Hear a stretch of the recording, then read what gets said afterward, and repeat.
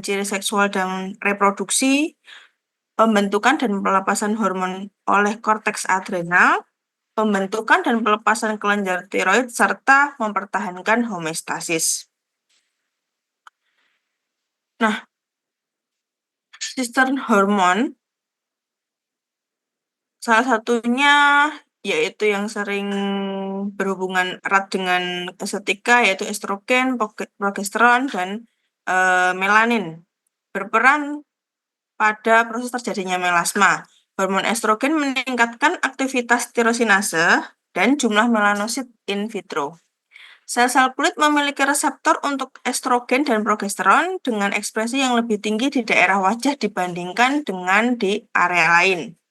Tingginya kadar estrogen dan progesteron serta meningkatnya MSH berpotensi meningkatkan aktivitas enzim tirosinase sehingga merangsang melanogenesis dan melasma pada kehamilan biasanya meluas pada trimester ketiga.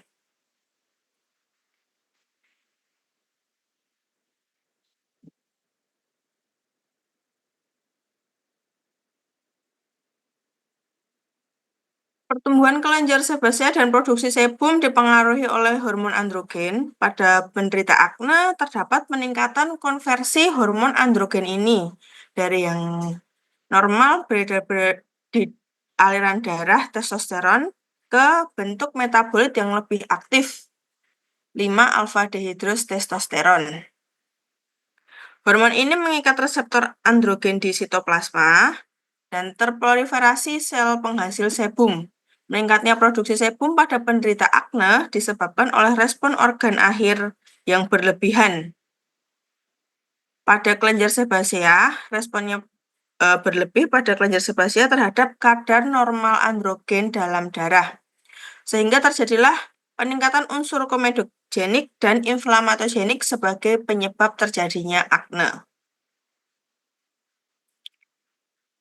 Kemudian kelenjar adrenal memproduksi hormon kortisol dan adrenalin yang memungkinkan kita bergerak dan bertindak cepat. Stres menyebabkan fluktuasi kedua hormon ini sehingga produksi hormon kortisol tinggi yang menyebabkan gula darah diubah menjadi lemak. Kelenjar tiroid menghasilkan hormon T3 dan T4 yang membantu mengatur metabolisme. Hormon leptin memberitahu otak ketika perut sudah penuh, jumlah leptin yang tepat akan membuat nafsu makan terkontrol. Tetapi jika terlalu banyak akan mengurangi sensitivitas reseptor pada sel-sel yang berakibat makan lebih dari yang dibutuhkan, karena otak tidak menerima sinyal kenyang dalam hormon ini. Mengurangi konsumsi gula akan membantu menjaga kadar leptin tetap seimbang.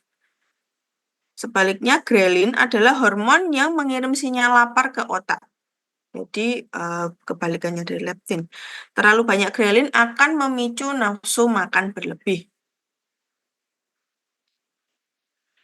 Glukagon adalah hormon yang mencegah supaya kadar glukosa dalam darah tidak turun terlalu jauh. Sekitar 4-6 jam setelah makan, kebanyakan orang akan mengalami penurunan kadar glukosa darah. Kondisi ini menjadi sinyal bagi pankreas untuk memproduksi glukagon dan memecah protein serta lemak dan melepaskannya ke dalam aliran darah sebagai glukosa. Insulin memiliki fungsi kebalikan dari glukagon. Ketika makan makanan yang mengandung karbohidrat, kadar glukosa meningkat sehingga insulin masuk.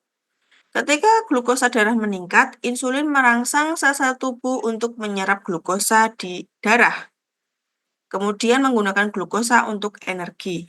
Tapi ketika makan terlalu banyak glukosa, lebih dari yang dapat diserap oleh sel, kelebihan glukosa akan disimpan sebagai lemak dan terjadi kenaikan berat badan. Hormon estrogen memicu kenaikan berat badan.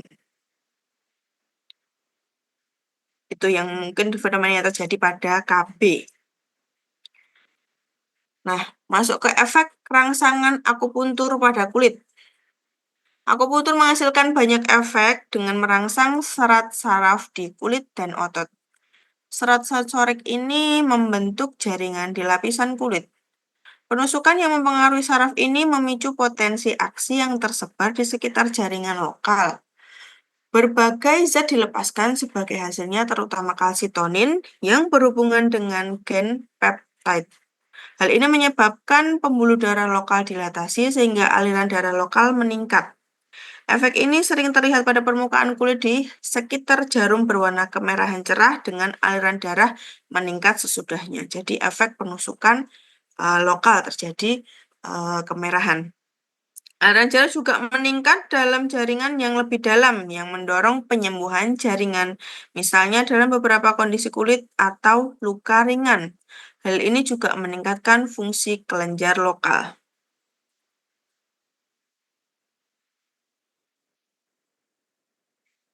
Nah, ini beberapa titik-titik yang secara general dapat diterapkan untuk permasalahan estetika yang sering di klinis ya Bapak Ibu ya. Tapi kembali lagi ketika kita tidak cukup hanya menggunakan satu metode atau satu formulasi titik, maka kita kaji, kita evaluasi lebih lanjut apakah masih tidak sesuai dengan sindromnya atau titiknya masih kurang kompleks seperti itu ya Bapak Ibu ya. Secara general, pilih 3 titik untuk setiap lokasi. Titik lokal tidak semua ditusuk sekaligus, boleh ber berselang-seling. Arah tusukan ke pangkal hidung, jarum 0,5 cun hampir masuk semua. Jangan pilih titik yang ada jerawatnya, tetapi titik dengan di atas yang kulit yang sehat.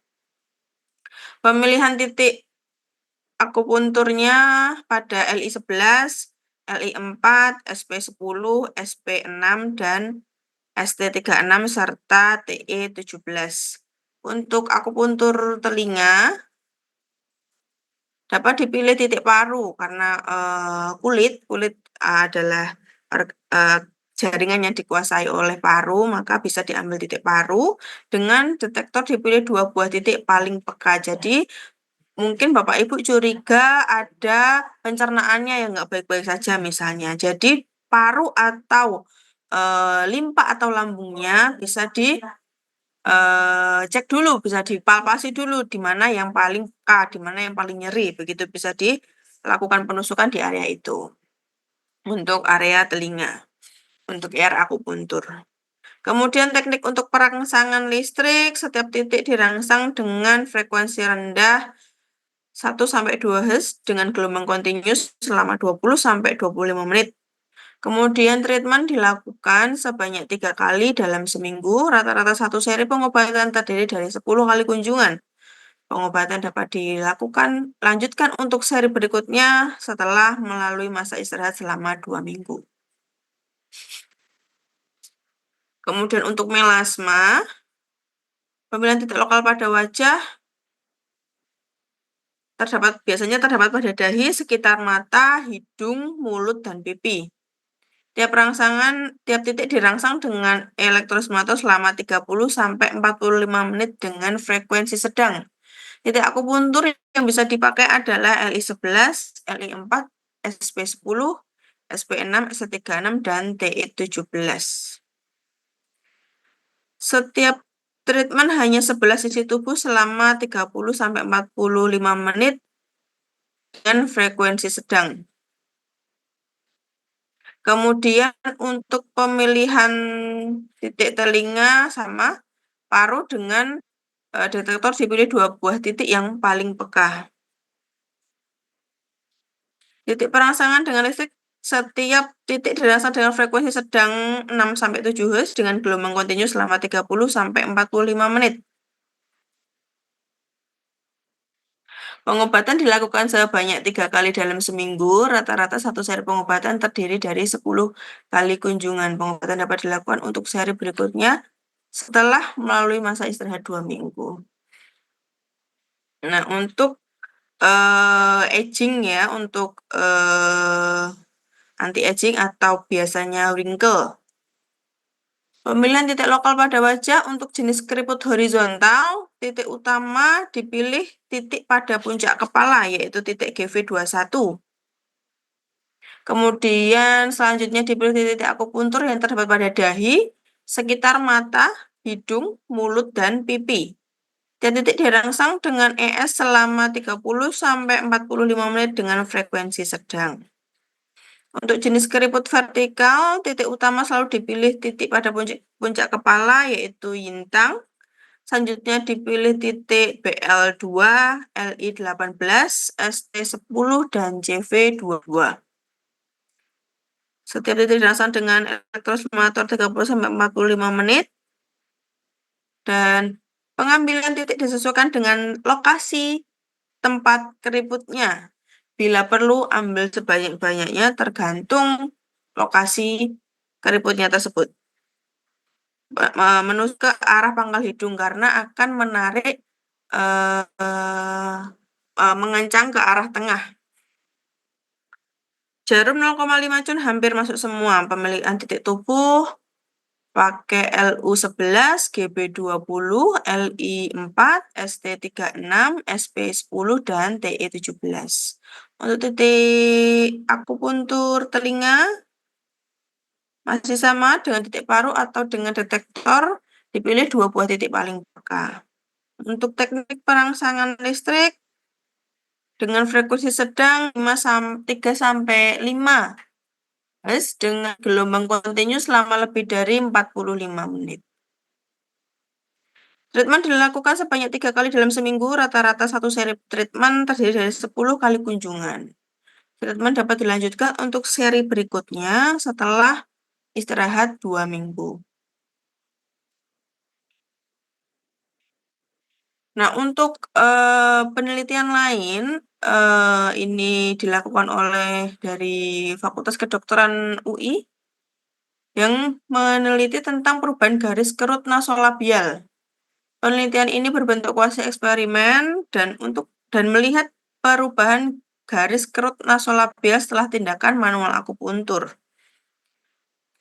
25 orang wanita dan pria berusia 30-50 tahun dengan skala wrinkle 3-4 menerima terapi akupuntur pada ST36 di area wajah, kemudian dengan sudut insersinya 15 derajat dari permukaan kulit, kemudian pada titik ST2, di zigomatik ada ST3, di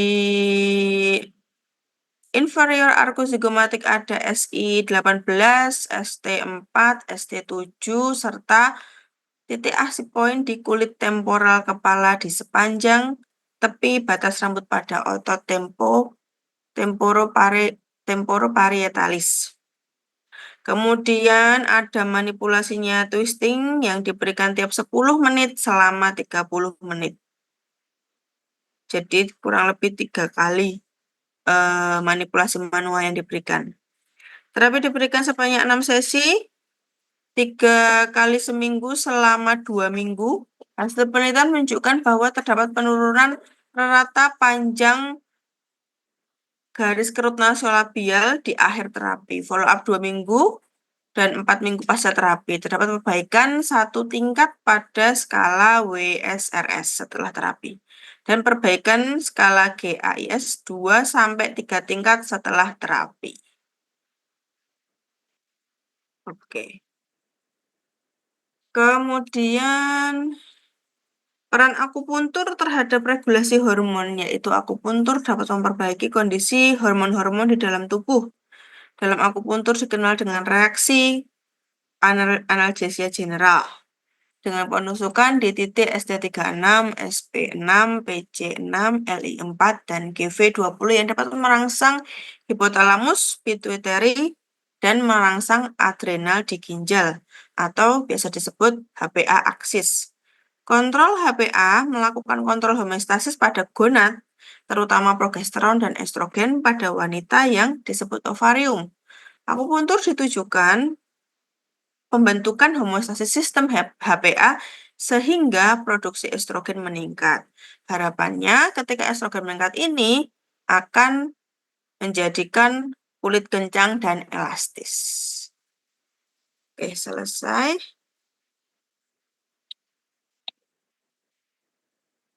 Begitu Bapak Ibu. Ada yang ingin ditanyakan? Bu Mila mau izin tanya sedikit monggo, bisa? monggo. Bu, itu